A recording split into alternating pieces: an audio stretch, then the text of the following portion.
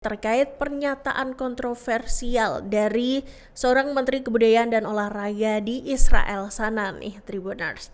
Jadi Menteri Kebudayaan dan Olahraga Israel yakni Miki Zohar, Tribuners ini menyatakan kalau jalur Gaza ini adalah milik Israel.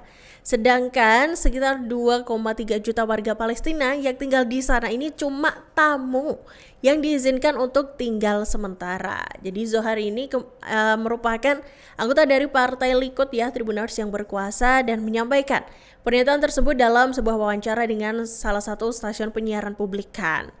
Hal itu dilontarkan saat menjelaskan terkait tanggapannya nih terhadap film pemenang penghargaan Ophir 2025 yakni The Sea. Film ini menceritakan kisah seorang anak laki-laki Palestina nih, Tribuners, dari tepi barat yang ditolak izin masuk untuk mengunjungi pantai di Israel. Jadi menteri tersebut nih mengancam nih bakal menahan pendanaan pemerintah dari industri film Israel karena film tersebut. Dia beralasan kalau film itu menggambarkan pasukan pendudukan Israel atau IDF secara negatif nih, dan menggambarkan Israel sebagai negara apartheid yang membunuh warga Palestina. Gimana tuh kalau menurut kamu, Tribuners?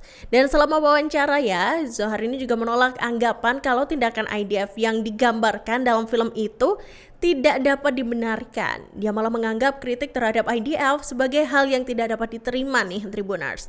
Selain itu dia juga mengatakan kalau para pembuat film yang mencari pendanaan pemerintah harus menghasilkan karya yang menarik bagi penonton Israel, bukan penonton asing. Dia juga menegaskan kembali kalau Israel ini adalah pemilik dan bukan menduduki Gaza maupun tepi barat yang ia sebut sebagai Yudea dan Samaria, Tribuners.